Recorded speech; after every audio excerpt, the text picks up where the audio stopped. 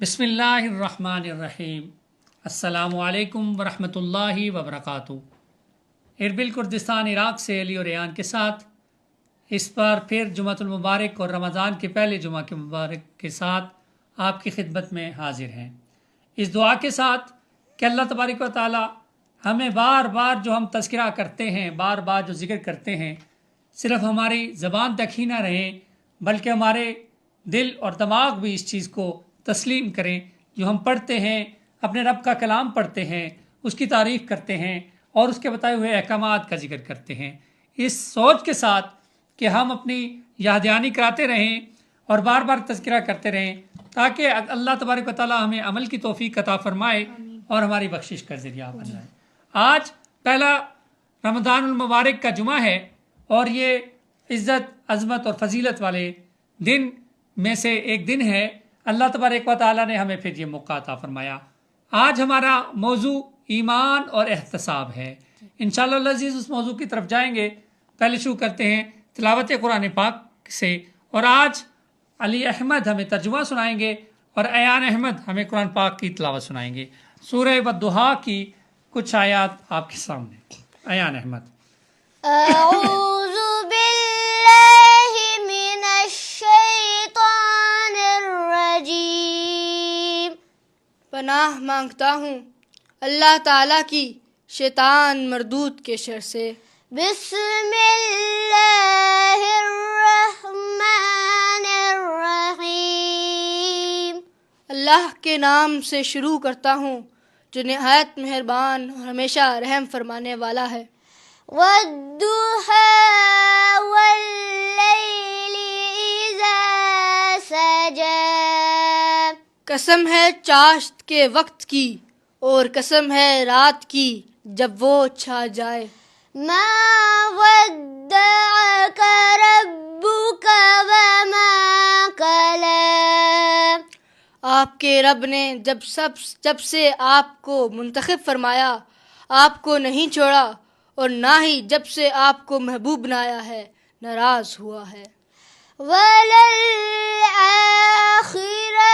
خَيْرٌ لَكَ مِنَ الْأُولَى، اور بے شک ہر بات کی گھڑی آپ کے لیے پہلے سے بہتر یعنی باعث عظمت اور رفعت ہے۔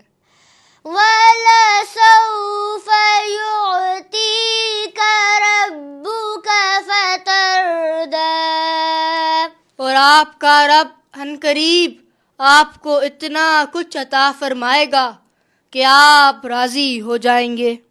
أَلَمْ يَجِدْكَ يَتِيمًا فَآوَىٰ، اے حبیب، کیا اس نے آپ کو یتیم نہیں پایا پھر اس نے آپ کو معزز و مکرم ٹھکانہ دیا؟ کیا اس نے آپ کو مہربان نہیں پایا پھر اس نے آپ کے ذریعے یتیموں کو ٹھکانہ دیا؟ وَوَجَدَكَ ضَالًّا فَهَدَىٰ، اور اس نے آپ کو اپنی محبت میں خود رفتہ و گم پایا تو اس نے مقصود تک پہنچا دیا، اور اس نے آپ کو بھٹکی ہوئی قوم کے درمیان رہنمائی فرمانے والا پایا تو اس نے انہیں آپ کے ذریعے ہدایت دے دی۔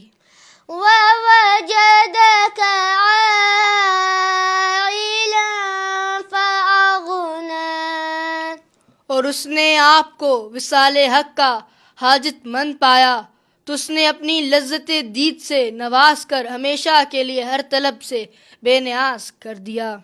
فَأَمَّا الْيَتِيمَ فَلَا تَقْهَرْ، سو آپ بھی کسی یتیم پر سختی نہ فرمائیں۔ وَأَمَّا السَّائِلَ فَلَا تَنْهَرْ، اور اپنے در کے کسی منگتے کو نہ جھڑکیں۔ وَأَمَّا بِنِعْمَةِ رَبِّكَ فَحَدِّثْ، اور اپنے رب کی نعمتوں کا خوب تذکرہ کریں۔ صدق اللہ العظیم۔ جزاکم اللہ۔ سورہ والضحیٰ کی تلاوت اور ترجمہ ہم نے سنا۔ رمضان کا مہینہ دراصل ہماری ایک تربیت کا مہینہ ہوتا ہے، جس میں ہمیں ان ساری حلال چیزوں سے دور رکھ کر اللہ تبارک و تعالیٰ نے ہم پہ یہ لازم قرار دیا کہ اے ایمان والو، جب تنہائی ہو، جب کوئی دیکھنے والا نہ ہو اور یقین پختہ ہو جائے کہ ہم نے روزہ اپنے رب کے لیے رکھا ہے اور ایک مخصوص وقت تک نہ کچھ کھانا ہے، نہ پینا ہے، نہ کوئی ایسا عمل کرنا ہے جس کی ممانعت ہے، تو اللہ تبارک و تعالیٰ بڑا ہی مقبول عمل ہے یہ، کیونکہ یہ روزہ صرف اللہ تبارک و تعالیٰ کے لیے ہوتا ہے، کوئی دیکھتا نہیں، کوئی دکھلاوے والی عبادت نہیں۔ اسی لیے تو کہا کہ جب عبادت کرو تو زبان سے بھی اس کا اقرار کرو اور دل سے بھی اس کی تصدیق کیا کرو۔ دل کی تصدیق کا مطلب کیا ہے؟ آج ہم نے یہ بھی سیکھنا ہے۔ جیسا ہم نے پچھلے جمعۃ المبارک میں یہ بیان پڑھا تھا کہ نبی صلی اللہ علیہ وسلم نے فرمایا، من صام رمضان ایمانا و احتسابا غفر له ما تقدم من ذنبہ، کہ جس نے رمضان کا روزہ پایا ایمان کے ساتھ اور احتساب کے ساتھ، اللہ تبارک و تعالیٰ اس کے گناہوں کو معاف کر دے گا، اس کی بخشش کر دے گا۔ ہم نے یہ ذکر ضرور کیا تھا کہ ایمان اور احتساب کا، لیکن آج اس موضوع پہ ہم تھوڑی سی کوشش کریں گے کہ اس کو تھوڑا سا مزید واضح انداز میں کھول کر سیکھ سکیں کہ ایمان کیا ہے اور احتساب کیا ہے۔ ایمان یقین، اللہ تبارک و تعالیٰ پر یہ یقین رکھنا ہے کہ ہم اللہ کو وحدہ لا شریک مانتے ہیں اور اس کی صفات کو مانتے ہیں، اس کی خوبیوں کو مانتے ہیں۔ ایان احمد آج ہمیں بتائیں گے کہ ایمان کیا چیز ہے۔ جی، اللہ تعالیٰ کو ایک ماننا اور رسول پاک صلی اللہ علیہ وسلم کو آخری نبی ماننا ایمان کا بنیادی جز ہے، لیکن ہمیں اس کے ساتھ ساتھ ان تمام عقائد پر بھی عمل کرنا ہے اور ان پر بھی ایمان لانا ہے جو ہمیں اسلام نے بتایا۔ آمنت باللہ کما ہوا باسمائہ وصفاتہ وقبلت جمیع احکامہ اقرار باللسان وتصدیق بالقلب۔ میں ایمان لایا اللہ پر جیسا کہ وہ اپنے ناموں اور صفتوں کے ساتھ ہے، اور میں نے اس کے تمام احکام قبول کیے ہیں، زبان سے اقرار کے ساتھ اور دل سے تصدیق کے ساتھ۔ ماشاء اللہ، صرف زبان کی نوک سے اقرار کر لینا کافی نہیں، کہا اقرار باللسان، زبان سے اس کا اقرار کرنا، و تصدیق بالقلب۔ اب تصدیق بالقلب والا پہلو ہمیشہ درگزر کر دیا جاتا ہے، یا اس طرح ہم سمجھ نہیں پاتے، کیوں کہ تصدیق بالقلب کا مطلب یہ ہے کہ جب آپ کا دل یہ چیز کسی چیز پر آمادہ ہو جائے، جب آپ کا ذہن مثالوں سے سمجھ جائے، جب اس چیز کا عقیدہ پختہ ہو جائے کہ ہمارا رب اللہ ہے، ہمیں رزق دینے والا اللہ ہے، جب ہم مشکل اور تکلیف میں ہوتے ہیں تو ہمیں اس مشکل سے نجات دینے والا اللہ ہے، ہم جب بیمار ہوتے ہیں تو شفا دینے والا اللہ ہے، ہر کوئی دکھ دینے والا، ما اصاب من مصیبت الا باذن اللہ، جب کوئی دکھ آتا ہے تو وہ بھی اللہ ہی کی طرف سے آتا ہے، جب کوئی مصائب آتے ہیں تو یہ عقیدہ پختہ کرنا تصدیق بالقلب میں آتا ہے کہ ہمارا قلب اس چیز کی گواہی دے کہ وہ وحدہ لا شریک ہے، ہر چیز پر قادر ہے، وہی اللہ ہے جو ہر چیز پر قادر ہے، قدرت رکھتا ہے۔ اس چیز کا ہم نے بار بار اپنے دماغ اور دل میں اس چیز کو بٹھانا ہے کہ ہمارا رب اللہ ہے۔ ایمان کی اور کیا خصائل بتائے گئے، آئیے علی احمد سے بھی ہم سنتے ہیں۔ زمانہ جاہلیت میں لوگوں کے دلوں میں خدا کا تصور تو تھا، لیکن جب رسول صلی اللہ علیہ وآلہ وسلم نے اسلام کی تبلیغ کا آغاز کیا تو مشرکین مکہ نے آخرت کو، جزا اور سزا کو ماننے سے انکار کر دیا۔ مختصر یہ کہ ایمان ان بنیادی عقائد پر یقین رکھنے کا نام ہے۔ آمنت باللہ وملائکتہ وکتبہ ورسلہ والیوم الآخر والقدر خیرہ وشرہ من اللہ تعالی والبعث بعد الموت۔ میں ایمان لایا اللہ پر، اس کی فرشتوں پر، اس کی کتابوں پر، اس کے رسولوں پر، قیامت کے دن پر، اچھی اور بری تقدیر پر کہ وہ اللہ کی طرف سے ہے، اور موت کے بعد دوبارہ زندہ ہونے پر۔ ماشاء اللہ۔ 7 چیزوں پر یقین پختہ ہو۔ 7 چیزوں کا تذکرہ اب یہاں پر ہوا ہے کہ 7 چیزوں پر تذکرہ اس لیے کیا گیا کہ کچھ لوگ تو خدا کو مانتے تھے لیکن ایک خدا کو نہیں مانتے تھے، کچھ رسول اللہ کو کی کچھ باتوں کو مانتے تھے لیکن ان کی عقل اور دماغ میں یہ بات سمجھ نہیں آتی تھی کہ قیامت کیسے ہوگی، روز محشر کب ہوگا، مریں گے تو دوبارہ اٹھیں گے کیسے۔ تو ان 7 چیزوں کا عقائد میں شامل کر دیا گیا کہ یہ یقین رکھنا کہ ہمارا اللہ رب ہے۔ آمنت باللہ، اللہ پر ایمان، و ملائکت، آمنت باللہ و ملائکت، دوسرا ہے اس کے فرشتوں پر ایمان، پھر تیسرا ہے اس کی کتابوں پر ایمان، چوتھا ہے اس کے فرشتوں پر ایمان، اس کے رسولوں پر ایمان، پانچواں ہے قیامت پر ایمان، چھٹا ہے اچھی اور بری تقدیر پر، اچھی اور بری تقدیر پر ایمان، اور ساتواں اور آخری ہے موت کے بعد زندگی، موت کے بعد دوبارہ۔ جیسے اللہ قادر ہمیں پیدا کرنے پہ ہے ویسے ہی وہ اللہ قادر ہے کہ جب روز محشر، جب ہم مر جائیں گے اور قیامت کے دن وہ ہمیں اٹھائے گا، ایک قیامت کا دن برپا ہوگا، روز محشر ہوگا، جزا و سزا ہوگی، ہمارے اعمال اس کے سامنے پیش کیے جائیں گے، اور جس کے پاس نیک عمل ہوں گے وہ اس عمل کی جزا اور سزا اس کو ہوگی۔ ان 7 پوائنٹس پہ مختصر سا ایان احمد ہمیں اور علی احمد ہمیں تھوڑا تھوڑا بتائیں گے۔ 7 چیزوں پر، ان 7 چیزوں پر یقین پختہ ہو تو اسے ایمان کہتے ہیں۔ نمبر 1، اللہ تعالیٰ پر یقین۔ اللہ تعالیٰ ایک ہے اور تمام چیزوں پر قادر ہے، اور وہی اس پوری کائنات کا مالک اور خالق ہے، اور اس کا کوئی ہمسر نہیں۔ بے شک۔ نمبر 2، فرشتوں پر ایمان۔ اللہ تعالیٰ کے نوری مخلوق فرشتے ہیں، اور یہ اتنی زیادہ تعداد میں ہیں کہ اللہ کے سوائے اس کو کوئی نہیں جانتا ہے، اور فرشتے اللہ تعالیٰ کی ہر وقت احکام اور عبادت کرتے رہتے ہیں۔ نمبر 3، کتابوں پر ایمان۔ اللہ تعالیٰ نے مختلف نبیوں کے ساتھ انسانوں کی بھلائی کے لیے مختلف کتابیں نازل کی۔ اللہ تعالیٰ کی آخری کتاب قرآن مجید ہے جو ہمارے پیارے آقا رحمت عالم صلی اللہ علیہ وآلہ وسلم پر نازل کی گئی۔ نمبر 4، رسولوں پر ایمان۔ اللہ تعالیٰ نے انسانوں کی ہدایت اور رہنمائی کے لیے رسول بھیجے جو اللہ کی وحدانیت کا اور انسانیت کی فلاح کا پیغام لے کر آئے، اور ہمارے پیارے آقا رحمت عالم صلی اللہ علیہ وآلہ وسلم پر نبیوں کا سلسلہ ختم کر دیا گیا۔ نمبر 5، قیامت پر ایمان۔ روز محشر جب قیامت کا دن ہوگا، ہمارے نامہ اعمال پیش کیے جائیں گے اور ہم سب کو اللہ تعالیٰ کے سامنے پیش ہونا ہوگا۔ نمبر 6، اچھی اور بری تقدیر پر ایمان۔ ہر چیز اللہ تعالیٰ کے ارادے کے مطابق ہو رہی ہے، اور کائنات میں جو کچھ بھی ہو رہا ہے وہ اس کے علم، ارادے اور تقدیر کے مطابق ہو رہا ہے۔ نمبر 7، موت کے بعد دوبارہ اٹھائے جانے پر ایمان۔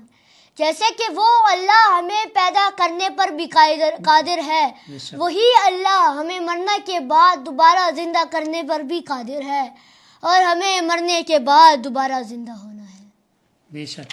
ان ایمان ہم نے تھوڑا سا مختصر سا سیکھنے کی کوشش کی کہ یہ یقین رکھ لینا کہ وہ اللہ ہے جس نے پیدا کیا، جو مارے گا، جو جزا و سزا کا حساب لے گا۔ اگر ہم نیک عمل کریں گے تو ہماری بخشش کر دے گا، جو تقدیر کا مالک ہے، جو روز محشر کا مالک ہے، جو ہمیں آخرت میں ہمارا حساب کتاب لے گا، اور دنیا میں یہ یقین دلانے کے لیے کہ تمہارے پاس مال ہے تو عطا کردہ اللہ کا ہے، تمہارے پاس اولاد ہے تو عطا کردہ اللہ کی ہے، تمہارے پاس صحت ہے تو عطا کردہ اللہ کی ہے۔ اللہ چاہے تو جس کو چاہے رزق عطا فرما دے، جس کو چاہے اولاد عطا فرما دے۔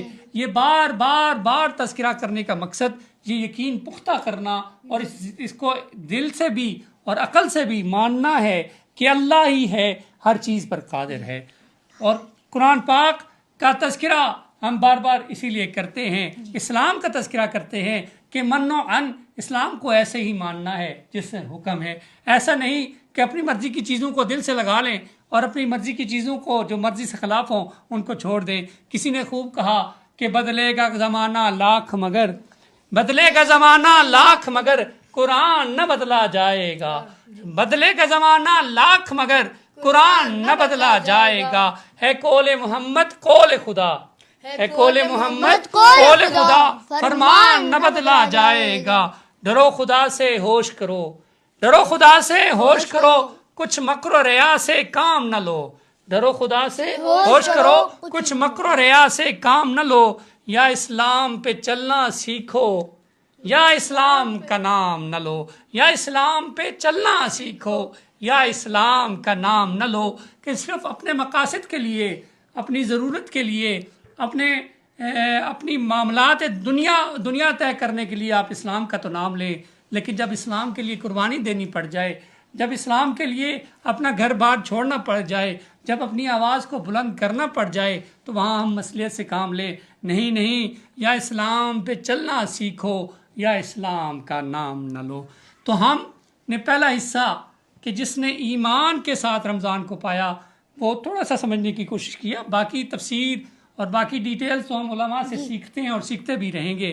ہمارا دوسرا سیشن ہوگا احتساب کا، لیکن احتساب سے پہلے ہم آقائے نامدار رحمت عالم صلی اللہ علیہ وآلہ وسلم کی نعت رسول مقبول کے ان اشعار کے ساتھ ادھر جائیں گے کہ دل کے آنگن میں ایک چاند سا اترا کیا ہے، دل کے آنگن میں ایک چاند سا اترا کیا ہے، موجزن آنکھوں میں یہ نور کا دریا کیا ہے، دل کے آنگن میں ایک چاند سا اترا کیا ہے، موجزن آنکھوں میں نور کا دریا کیا ہے، ماجرا کیا ہے آخر یہ معمہ کیا ہے، ماجرا کیا ہے آخر یہ معمہ کیا ہے، کس کے جلوے کی جھلک ہے یہ اجالا کیا ہے، وما ارسلناک الا رحمۃ للعالمین۔ جنات رسول مقبول علی احمد پیش کریں گے۔ اللہم صلی علی سیدنا و مولانا محمد وبارک وسلم وصلی علیہ۔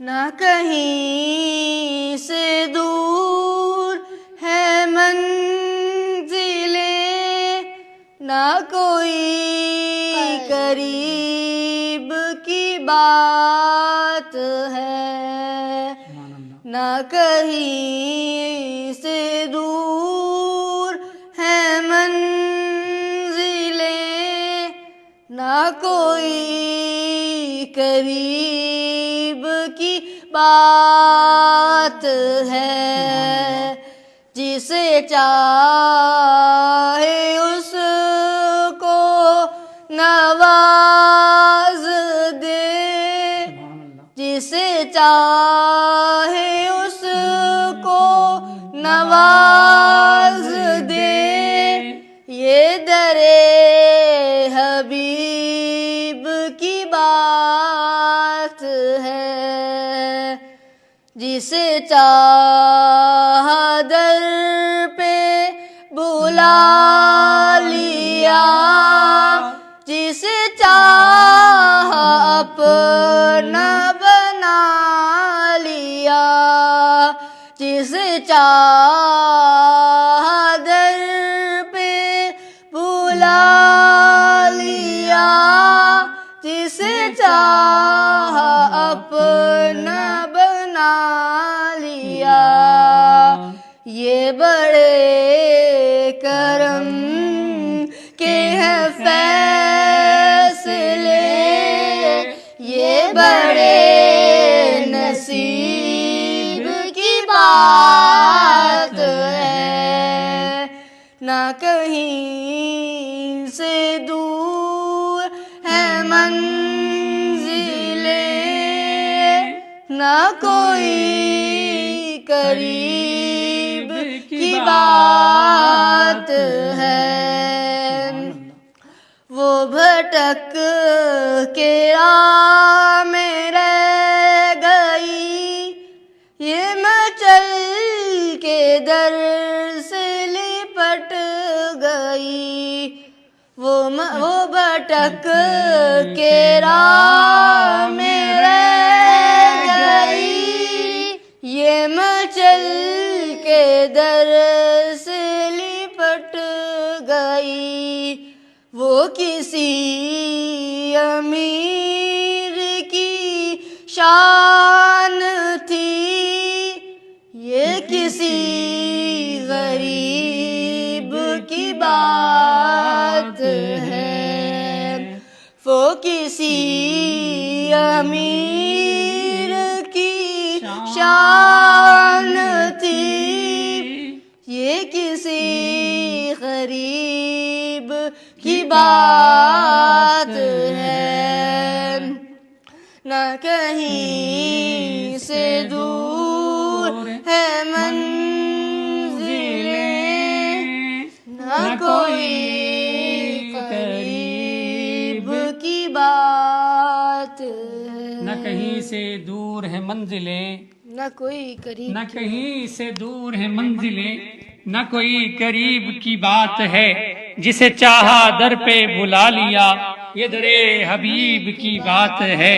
اور جس گھڑی یاد باب حرم آ گیا، جس گھڑی یاد باب حرم آ گیا، سوز فرقت سے آنکھوں میں نم آ گیا، جس طرف اٹھ گئی دم میں دم آ گیا، جس طرف اٹھ گئی دم میں دم آ گیا، اس نگاہ عنایت پہ لاکھوں سلام۔ اور آقا علیہ الصلوۃ والسلام کی تعریف و توصیف جتنی بھی کی جائے کم ہے۔ ہم اپنا دوسرا آج کے موضوع کا دوسرا حصہ احتساب۔ احتساب کیا ہوتا ہے؟ آج کل ویسے پاکستان میں بھی اکثر آپ کو سننا ہوگا کہ جی ہم ان کا احتساب کریں گے۔ ہم دوسروں کا احتساب کرنے کی بجائے جب ہم اپنا احتساب کرتے ہیں تو ہر انسان اپنی غلطیوں کو دیکھ سکتا ہے۔ جیسے کہ ارشاد ہوتا ہے من عرف نفسہ فقط عرف ربہ، جس نے اپنے آپ کو پہچان لیا اس نے اپنے رب کو پہچان لیا۔ ہم آرگنائزیشنز میں کام کرتے ہیں تو وہاں پہ بجٹ بنتا ہے، سال پہلے ہمیں ٹارگٹ دیے جا دیتے ہیں کہ بھئی یہ آپ کے ٹارگٹ ہے، اتنا آپ نے ریونیو لینا ہے، اتنا آپ کا پروفٹ ہونا ہے، اتنی آپ کی۔ تو بجٹ کے ساتھ جب آپ کی ایکچوئل پرفارمنس نظر آتی ہے تو اس کا کمپیریزن ہوتا ہے، یعنی ایکچوئل ورسز بجٹ، کہ یہ چیز آپ نے پلان کی تھی اور ایکچولی یہ معاملات ہوئے۔ جیسے ہم آج سال کے ابتدا میں یہ ترتیب دیتے ہیں کہ ہم نے اتنی آیات کا ترجمہ یا اس سال میں اتنے سپاروں کا ترجمہ پڑھنا ہے، یا ہم نے اتنی نعت مبارک سیکھنی ہے، یا ہم نے اسکول کے اس کلاس میں اتنی انگلش سیکھنی ہے یا اردو سیکھنی ہے، اور پھر ہر مہینے کے بعد ہم اس کا تجزیہ کرتے ہیں کہ ہمارا ٹارگٹ یہ تھا کہ ہم نے انگلش کے 10 لیسن کرنے ہیں، اس میں سے ہم نے کتنے کیے۔ یہ ایک کمپیریزن ہوتا ہے۔ ایسے ہی جب انسان اپنا کمپیریزن کرنا شروع کر دیتا ہے، اپنا احتساب کرنا شروع کر دیتا ہے، تو اس کی سیلف ڈیولپمنٹ ہوتی ہے، جو ہم انشاءاللہ ڈیفرنٹ پروگرام میں اور ڈیفرنٹ طریقے سے کوشش کرتے ہیں کہ ہم اپنے بچوں کو بھی سکھا سکیں، ہم بھی سیکھ سکیں کہ ہم پچھلے سال سے اس سال میں کیا امپروومنٹ ہے۔ یہ بات تو ہوگی دنیاوی۔ دین کی طرف کیا ہے؟ دین کیا کہتا ہے؟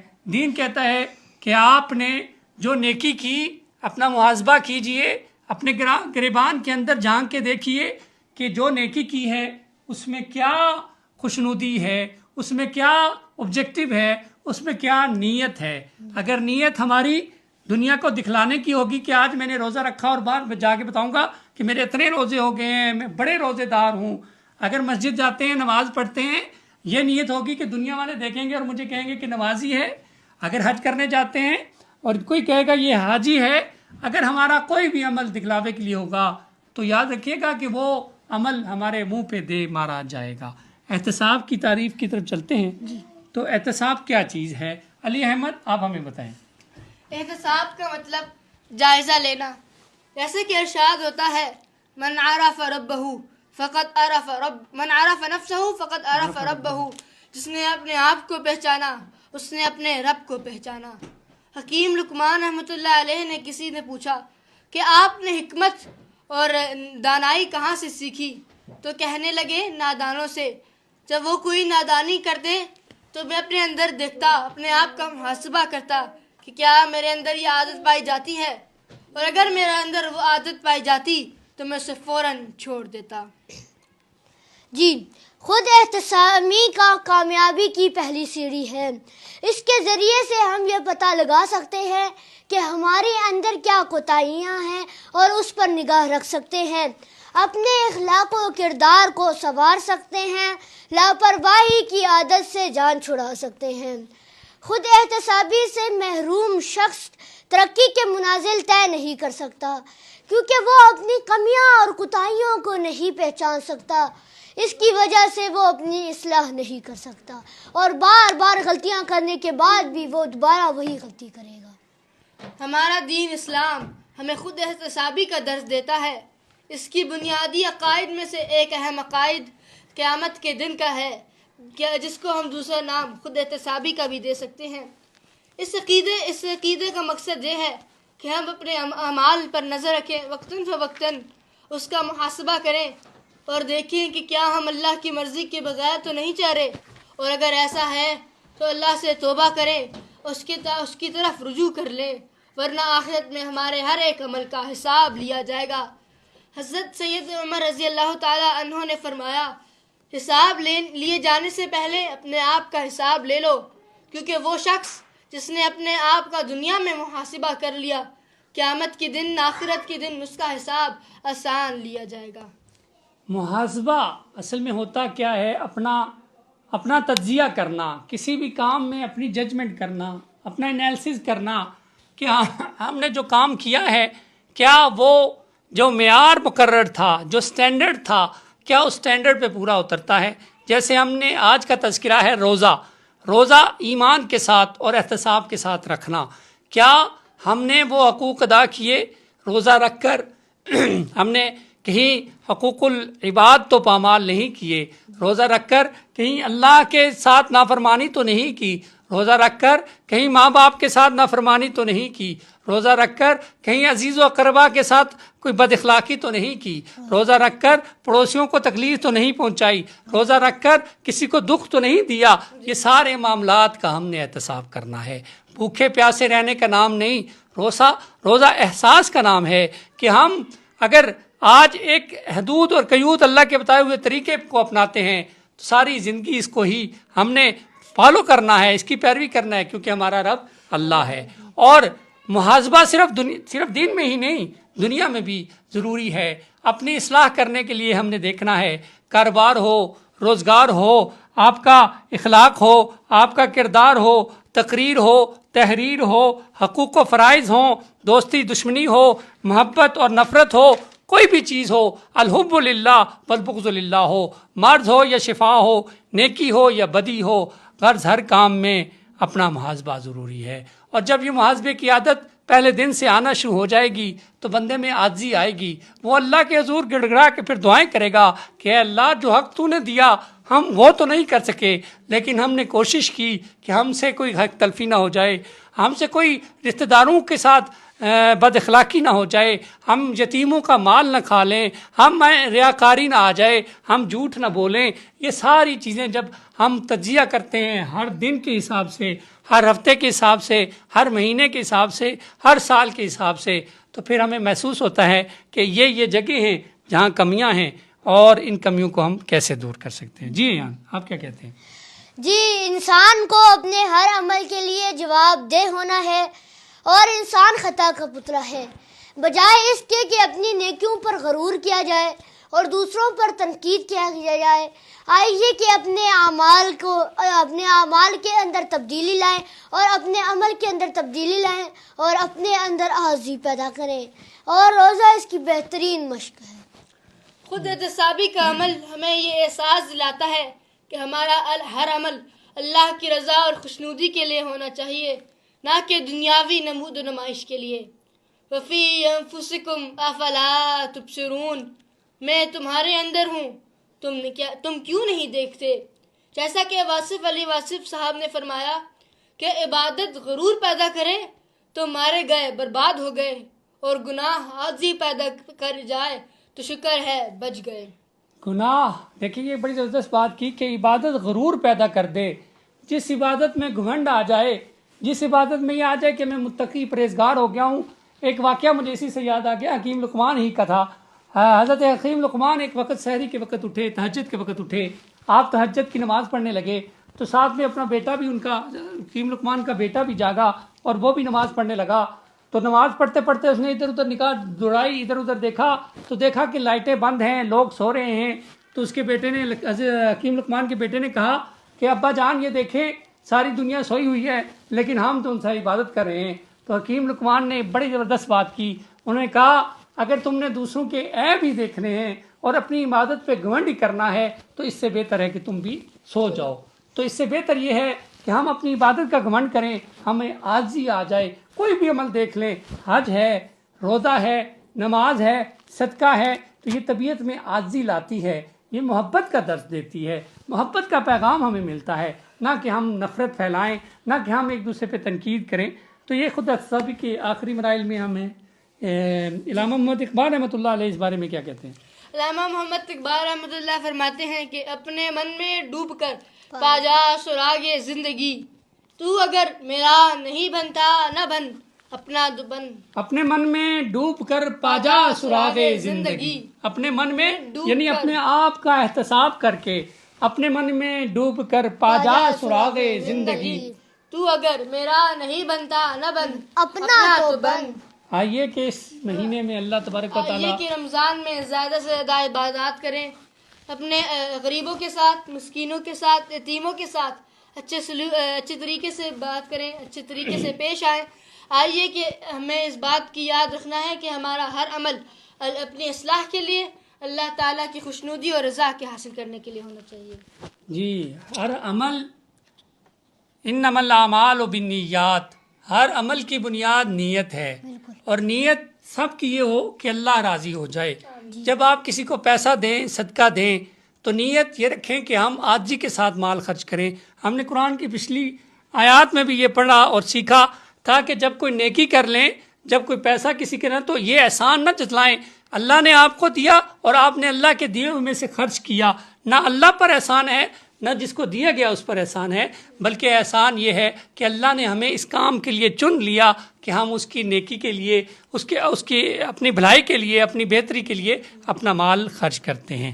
جی نعت رسول مقبول. پے کرے دل ربا بن کے آیا، پے کرے دل ربا بن کے آیا، روح ارد و سما بن کے آیا.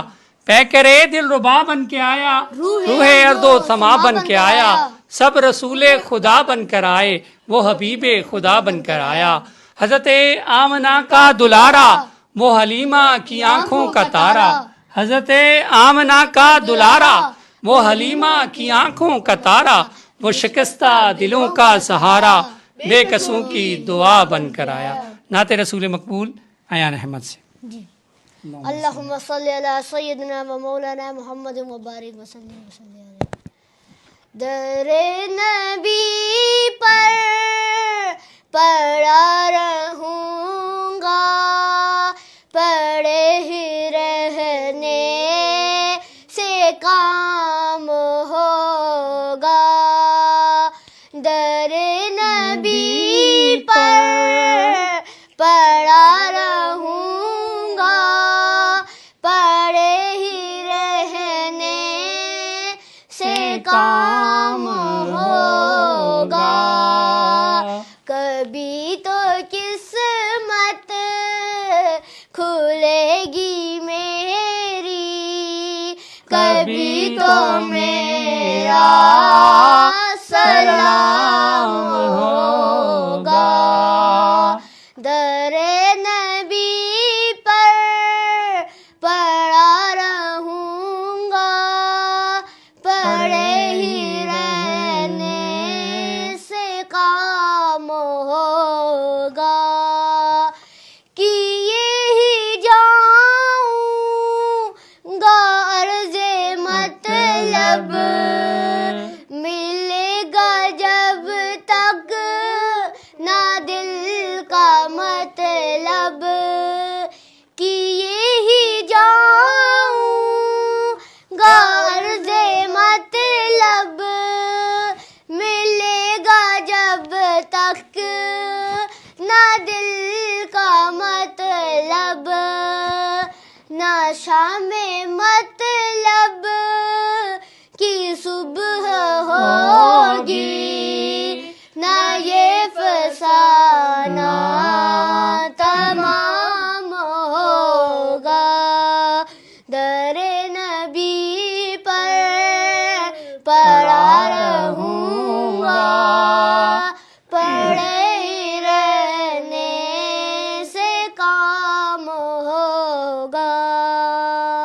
انشاءاللہ العزیز اللہ تبارک و تعالیٰ یہ موقع ہمیں عطا فرمائے گا کہ ہم بھی در نبی پر حاضری ہوگی، وہاں پر جا کر بھی سلام پیش کر سکیں، یہ دعا ہے۔ اور آخر میں یہی دعا ہے کہ اللہ تبارک و تعالیٰ ہمارا کوئی بھی عمل ہو، ہماری کوئی بھی نیکی ہو، اس میں تیری رضا شامل ہو، اور ہمارے ہر عمل کے بعد ہم اپنا احتساب کر سکیں کہ کیا یہ عمل صرف تیری رضا کے لیے ہے، تیری خوشنودی کے لیے ہے، تیری محبت کے لیے ہے، یا دنیا کو دکھانے کے لیے ہے۔